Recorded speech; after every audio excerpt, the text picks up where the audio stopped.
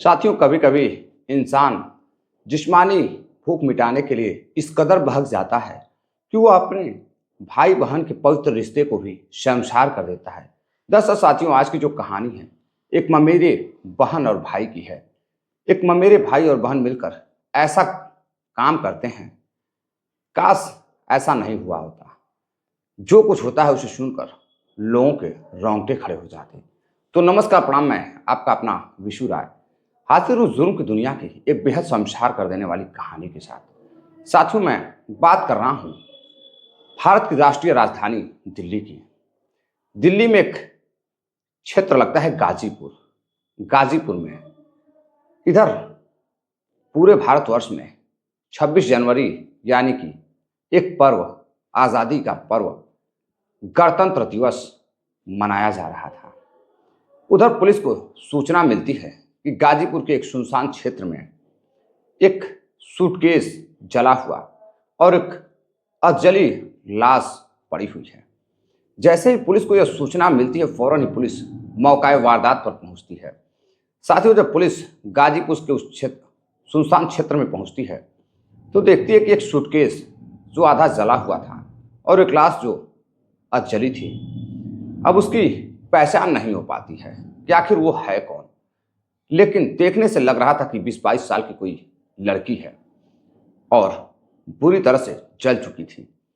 अब इधर पुलिस उस बॉडी को कब्जे में लेकर पोस्टमार्टम के लिए भेज देती है और उधर पुलिस अब जांच पड़ताल में जुट जाती है। अब लोग जानना चाहते थे कि आखिर यह लड़की है कौन और इसका कत्ल क्यों किया गया और इसे जलाया क्यों गया। आखिर इसके पीछे क्या राज है, कहानी क्या है। अब इधर पुलिस के पास एक पहेली को सुलझाना था। पहेली इसलिए साथियों कि दिल्ली पुलिस के पास सिर्फ एक सूटकेस था और अधजली लाश। ना तो कोई एड्रेस था, ना कोई प्रूफ था कि लड़की की पहचान हो सके। चेहरा बुरी तरह से जल चुका था। अब इधर पुलिस जांच पड़ताल शुरू करती है और फिर आसपास के लोगों से पूछताछ करती है, लेकिन किसी ने ना उस लड़की को आते हुए देखा था, ना सूटकेस कोई व्यक्ति ले जाकर वहां रखते हुए किसी को देखा था। आखिर वहां सूटकेस में लाश आई तो आई कैसे। कई चेक पॉइंट भी थे। पुलिस के लिए भी यह सवाल बड़ा था और जवाब ढूंढना था। अब पुलिस सबसे पहले साथियों आसपास के लगे हुए सीसीटीवी फुटेज को खंगालती है, लेकिन कहीं कोई क्लू नजर नहीं आ रहा था। अब पुलिस जब काफी धैर्यपूर्वक सीसीटीवी फुटेज की तलाश करती है तो वहां जो गाड़ियां उस क्षेत्र में गई हुई थी उस गाड़ियों की पहचान करती है। एक हुंडई की कार संदिग्ध नजर आ रही थी। अब उस हुंडई की कार का जो नंबर था, उस कार के नंबर को पुलिस ट्रेस करती है। साथियों, जब उस कार के नंबर को पुलिस ट्रेस करती है तो वह दिल्ली के ही एक लड़के की रहती है, यानी कि अमित तिवारी के नाम रहती है। अब इधर पुलिस अमित तिवारी के घर पहुंचती है और अमित तिवारी को जब गिरफ्तार कर पूछताछ करती है तो अमित तिवारी कहता है कि वह यह कार बहुत पहले एक लड़के को बेच चुका है जो कि गाजियाबाद के लोनी इलाके में रहता है। अब पुलिस गाजियाबाद उस अपराधी को ढूंढते हुए पहुंचती है जिसका इस कत्ल से शायद ताल्लुक था। पुलिस अब उस गाजीपुर से लगाए सारे सबूत इकट्ठे करती है, सीसीटीवी फुटेज वगैरह, और फिर पहुंचती है गाजियाबाद के लोनी इलाके में। वहां जाती है तो पता चलता है कि जो लड़का है वह तो फरार चल रहा है। अब इधर उसका कुछ पता नहीं चल रहा था। अब पुलिस फौरन ही साथियों अब उसका नंबर लेती है और नंबर लेती है तो पता चलता है कि जिस व्यक्ति ने गाड़ी खरीदी थी वह कैब ड्राइवर है। अब उस व्यक्ति का नंबर ट्रेस करती है और फिर उसे ग्रेटर नोएडा से गिरफ्तार करती है। गिरफ्तार करती है पुलिस उसे तो पहले इधर उधर की बातें करता, पुलिस को बरगलाने की कोशिश करता, लेकिन पुलिस जब अपने पे आती है और फिर कड़ाई से पूछताछ करती है तो वह सारी कहानियां, सारी हकीकत बताने लगता है। एक ऐसी कहानी बताता है जो बेहद ही हमारे समाज के रिश्ते को शर्मसार कर देने वाली है, भाई बहन के रिश्ते को शर्मसार कर देने वाली है। दरअसल साथियों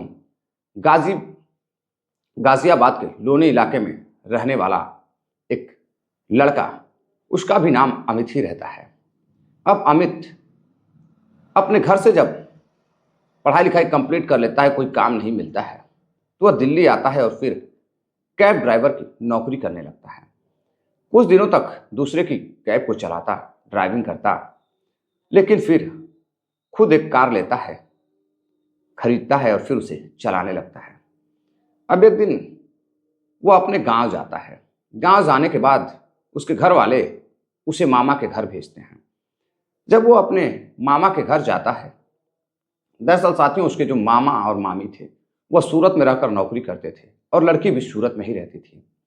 कई साल बाद जब वह घर आए थे तो मिलने के लिए गया हुआ था, और जब घर जाता है, मिलता है, तो वहां पर एक बेहद ही खूबसूरत लड़की जिसका नाम शिल्पा रहता है। शिल्पा की उम्र 22 साल रहती है। वह शिल्पा को देखता है, काफी बचपन में मिला हुआ था और कई सालों से उसकी मुलाकात नहीं थी। जब उसे वह देखता है तो बस देखता ही रह जाता है, क्योंकि वह बेहद खूबसूरत थी। एक नौजवान लड़की, शहरी परिभाषा में कहें तो ड्रेस वगैरह जो था, छोटे छोटे कपड़े पहने हुए घर में घूम रही थी। अब उसे देखता है तो वह बस देखता ही रहता। अब वो जहां जाती थी, बाथरूम में, किचन में, हर जगह उसके पीछे पीछे जाता और उससे बात करने की कोशिश करता। अब वो अपने सारी मर्यादाओं को, सारे रिश्ते नाते को भूल जाता है। और फिर कुछ दिनों बाद जब उसके मामा मामी अपनी बेटी शिल्पा को लेकर सूरत चले जाते हैं, तो अभी अब अपने काम पर लौट जाता है और फिर कैब ड्राइवर की नौकरी करने लगता है। लेकिन कुछ दिनों बाद उसे सोशल मीडिया पर एक अकाउंट दिखाई देता है जो कि उसके मामा की लड़की शिल्पा का रहता है। अब उसे देखता है, फ्रेंड रिक्वेस्ट सेंड करता है और फिर बातचीत करने लगता है। अब उधर शिल्पा भी फ्रेंड रिक्वेस्ट एक्सेप्ट कर लेती है कि मामा यानी कि उसके बुआ का लड़का है, तो एक्सेप्ट कर लेती है और फिर बातचीत शुरू हो जाती है। धीरे धीरे बातचीत हो जाती है। लड़की 12वीं जब पास कर लेती है तो वो कहता है कि क्यों ना तुम दिल्ली चली आओ, दिल्ली में काफ़ी अच्छी पढ़ाई होती है और तुम यहाँ रहकर काफ़ी अच्छे से पढ़ लिख सकती हो।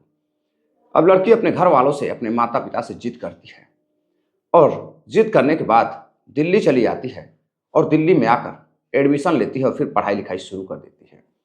अब इधर जब भी फुर्सत मिलती थी, कैब ड्राइवर अमित उससे मिलने के लिए जाता था। अब धीरे धीरे मेल मिलाप बढ़ता गया। अब दोनों का जो भाई बहन का रिश्ता था वह धीरे धीरे अब दोस्ती में तब्दील हो जाता है।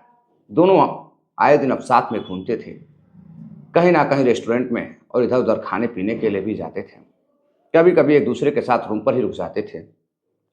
धीरे धीरे दोनों की दोस्ती बड़ी गहरी होती गई। अब इधर एक दिन फिर से अमित उसके कमरे पर रुकता है और फिर बातचीत शुरू होती है, आगे बढ़ती है। अब दोनों इस कदर बातचीत करने लगे थे सोशल मीडिया के जरिए कि दोनों यह भूल चुके थे कि दोनों भाई बहन हैं।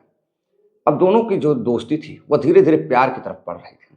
अब इधर अमित फायदा उठाता है और फिर शिल्पा के साथ अब प्यार भरी बातें करने लगता है, उसकी तारीफ करने लगता है, उसकी खूबसूरती की तारीफ करने लगता है। उधर साथियों जो लड़की शिल्पा रहती है वो अभी अब अमित की तारीफ करने लगती है। अमित भी काफ़ी हैंडसम लड़का रहता है। देखकर दोनों एक दूसरे से बातचीत करने लगते हैं। अब धीरे धीरे बात आगे बढ़ती है और एक दिन दोनों प्यार का इजहार कर देते हैं। अमित लड़की से कहता है, तुम मुझे बहुत प्यारी लगती हो, तुम बहुत खूबसूरत हो, काश कि तुम मेरी हो जाती, काश मैं तुम्हें अपनी गर्लफ्रेंड बना पाता। शिल्पा कहती है कि मैं तुम्हारी गर्लफ्रेंड बनने के लिए तैयार हूं। अब इधर अमित दिल ही दिल, मन ही मन काफी खुश होता है और फिर अगले ही दिन एक कमरा लेता है, प्राइवेट कमरा, और फिर उस लड़की को उस कमरे में बुलाता है और वहाँ उसका सारा सामान लेकर आता है और शिफ्ट कर देता है, वहीं रहने के लिए बोल देता है। और फिर दोनों एक दूसरे की नज़रों में जब सब काम फिट हो जाता है, सब कुछ घर में शिफ्टिंग हो जाती है, जैसे ही अंधेरा होने लगता है दोनों एक दूसरे से बातें करते और एक दूसरे की निगाहों में देखने लगते हैं। अब जब दोनों के अंदर की जो आग थी, जो जल रही थी, जिस्मानी भूख थी, वो धधक रही थी।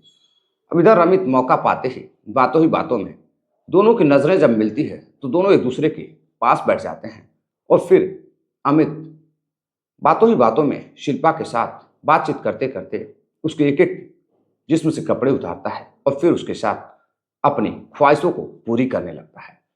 और शिल्पा भी अपनी ख्वाहिशों को अमित के साथ पूरी करने लगती है। अब धीरे धीरे दोनों लिव इन में रहने लगते हैं, लिव इन रिलेशनशिप में, पति पत्नी की तरह। समय बीतता गया, दोनों एक दूसरे के साथ समय व्यतीत करते, अपनी अपनी ख्वाहिशों को पूरी करते। लेकिन अब इधर अमित कुछ दिनों से शराब पीकर घर पर कमरे पर आता था और फिर बातचीत करता था। उसके शराब पीने से शिल्पा को कोई भी दिक्कत नहीं थी। शिल्पा उससे इतना प्यार करती थी कि वो कुछ भी करके आता था, शिल्पा को कोई समस्या नहीं थी। अब शिल्पा उसके प्यार में इस कदर डूब चुकी थी कि वह सिर्फ अमित को अपने सामने देखना चाहती थी, अपने साथ रखना चाहती थी, उसे जीवन साथी बनाना चाहती थी। एक रात जब वह काम करके शराब के नशे में आता है तो शिल्पा उससे कहती है कि देखो, अब हमारे रिलेशनशिप को ज़्यादा समय हो चुका है, मैं चाहती हूँ कि तुम मुझसे शादी कर लो। अमित कहता है देखो, शादी तो मैं कर लेता, लेकिन कहीं ना कहीं लोगों को जब पता चलेगा तो लोग क्या सोचेंगे। ये रिश्ता गुप्त ही रहने दो, हम दोनों का जो प्यार है इसी तरह चलने दो। अगर मैं तुमसे शादी कर लूँगा तो फिर मेरे घर वाले घर से निकाल देंगे और तुम्हारे घर वाले तुम्हें छोड़ देंगे और फिर हमारे घर का भी रिश्ता टूट जाएगा और लोग क्या सोचेंगे। अब यह सब करने से पहले अमित नहीं सोचता है और न शिल्पा सोचती है। शिल्पा कहती है कि देखो, इतने दिनों से मैं तुम्हारे साथ हूँ, जो तुम कहते हो मैं करती हूँ, तुम्हारी हर ख्वाहिशों को पूरा करती हूँ, और आज जब मैं शादी के लिए कह रही हूँ तो फिर तुम मुझे मना कर रहे हो।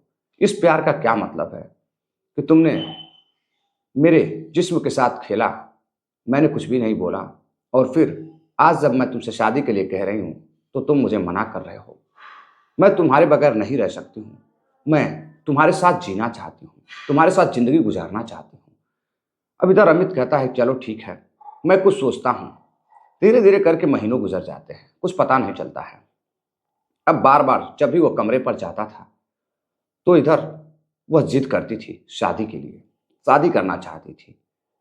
अब इधर अमित कहता है ठीक है, मैं घर वालों से बातचीत करूंगा। लेकिन अमित अच्छी तरह से जानता था कि वह घर वालों से बातचीत करेगा तो जो रिश्ता है वह टूट जाएगा और फिर कहीं ना कहीं घर से बेदखल भी कर दिया जाएगा। अब वह सिर्फ लड़की की बातों को टालता गया, टालता गया। अब जब वह लड़की के पास जाता था तो लड़की हर बार यही बात करती थी। अब धीरे धीरे दोनों का प्यार ढीला पड़ता गया, दोनों की अब धीरे धीरे नोक-झोंक होते गए, दूरियां बढ़ती गई। और इधर एक रात, यानी कि 24 तारीख को रात को, जब वह शराब के नशे में कमरे पर जाता है तो फिर से अपनी प्रेमिका के पास जाता है। और जैसे ही प्रेमिका के पास जाता है, शिल्पा कहती है कि देखो, तुम्हें मुझसे शादी करनी होगी। अगर तुमने मुझसे शादी नहीं की तो मैं ये सारी बात अपने घर वालों से बताऊंगी और घर वालों से मैं कहूंगी कि मैं उससे बेहद प्यार करती हूँ, मैं शादी करना चाहती हूँ। अमित उसे मना करता है, कहता है ठीक है, कल तक का समय दो, कल मैं कुछ ना कुछ जरूर करूँगा और मैं तुमसे शादी करके रहूँगा।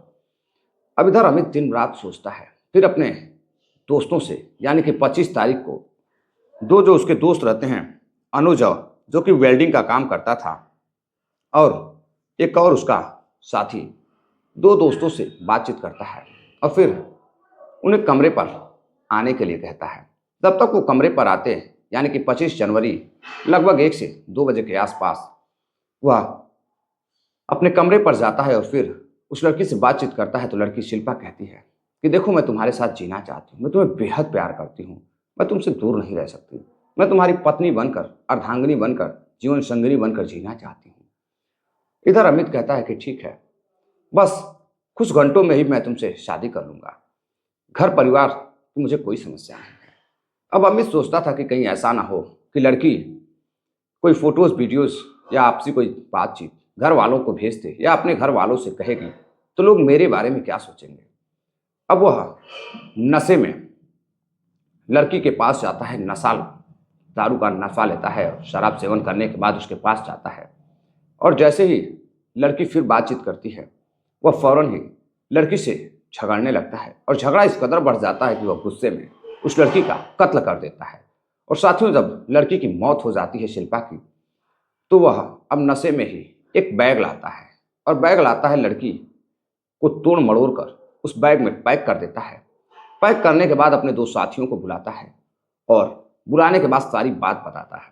बताने के बाद अब हुंडई की कार में उस लड़की को सूटकेस के साथ कार में रखता है और फिर जैसे ही दिल्ली के बाहरी एरिया में जाता है, चेक पोस्ट किसी तरह से वो पार जब कर लेता है तो वह सोचता है कि आगे जाने की ज़रूरत नहीं है, अब इसकी बॉडी को यहीं गाजीपुर के पास ही सुनसान एरिया में ही जला दिया जाए।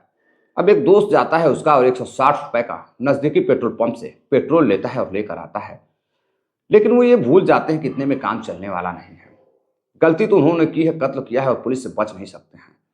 अब इधर वह बॉडी को सूटकेस के साथ ही सुनसान जगह पर फेंकते हैं और फिर पेट्रोल डालते हैं। पेट्रोल डालकर करीब 25 तारीख की रात को वह जला देते हैं। जलाते हैं तो कोई आसपास इतना मौजूद नहीं था, दूर दराज लोग थे, पता नहीं चलता है। और फिर वहीं छोड़कर वह यह सोचकर चले जाते हैं कि अब तो वह बच गए, रास्ता साफ हो गया, अब वहाँ से वो निकल जाते हैं। जाने के बाद अमित सोचता है, अपने साथियों से कहता है कि तुम लोग छुप कर रहना, कुछ भी भरोसा नहीं है पुलिस का। अब अमित इधर गाजियाबाद लोनी इलाके में रहता था, वहाँ ताला बंद करता है और फिर ग्रेटर नोएडा के क्षेत्र में निकल जाता है। इधर पुलिस को जब बॉडी बरामद होती है तो पुलिस के पास सिर्फ सूटकेस थे, अजली लाश थी और उन्हें सवालों का जवाब ढूंढना था, कत्ल का कातिल ढूंढना था। अब इधर पुलिस सीसीटीवी फुटेज की मदद से कार का नंबर ट्रेस करती है और फिर जब कातिल को पकड़ती है और पूछती है कि आखिर तुमने कत्ल क्यों किया, तो अमित सारी हकीकत बताता है और कहता है कि मैं लड़की के साथ, शिल्पा के साथ लिव इन में था सालों से, लेकिन मुझे नहीं पता था कि वो शादी की जिद करने लगेगी। और फिर एक दिन वो शादी की जिद करने लगती है और फिर मैं अपने रिश्ते को बचाना चाहता था, मैं नहीं चाहता था कि बदनामी हो, इस वजह से मैंने अपने साथियों के साथ मिलकर उसका कत्ल कर दिया। पुलिस जब साथियों का नाम पूछती है तो वह अनुज और एक और उसका साथी दोनों का नाम बताता है और फिर पुलिस तीनों को गिरफ्तार करती है और गिरफ्तार कर कोर्ट में पेश करती है और फिर जेल में डाल देती है। अब साथियों, बाकी की जो जिंदगी बची हुई है अमित और उसके साथियों की, अब वह शायद जेल में ही गुजरेगी। अब उनकी जो ख्वाहिशें थी, जो जिस्मानी भूख थी, वह शायद अब जेल में ही कटेगी और यह सोच कर वह जिंदगी भर तड़पते रहेंगे कि मुझने जिंदगी में बहुत बड़ी गलती कर दी और उन्हें शायद अफसोस भी हो, लेकिन अब गलती तो हो चुकी है, गलती तो उन्होंने की है और जेल में पूरी ज़िंदगी गुजारनी है, शायद उम्र कैद भी हो सकती है। अब यह घटना जब उनके माता पिता और लोगों को पता चलती है तो लोग को कोई यकीन नहीं था, लोग सदमे में चले गए कि आखिर यह वह क्या सुन रहे हैं, उनके बेटी के साथ यह क्या हो गया। बेटी ने तो कभी कुछ बताया ही नहीं। अब घर वालों का रो रो कर बुरा हाल है, लेकिन साथियों कहते हैं कि जो होना था अब तो हो चुका है। अब तो अमित ने एक नहीं बल्कि 3-3, 4-4 परिवार तबाह कर दिए, अपने साथियों का, खुद का और फिर शिल्पा का। तो साथियों, ये थी पूरी कहानी। इस घटनाक्रम को सुनाने का उद्देश्य आपको जागरूक करना है, किसी को हैरान करना या परेशान करना नहीं है। साथियों, मिलते हैं एक और नई कहानी के साथ, तब तक के लिए अपना प्यार दीजिएगा, वीडियो को शेयर करिएगा, लाइक करिएगा। अगर आपका कोई सुझाव है तो सुझाव भी दीजिएगा। नमस्कार, जय हिंद।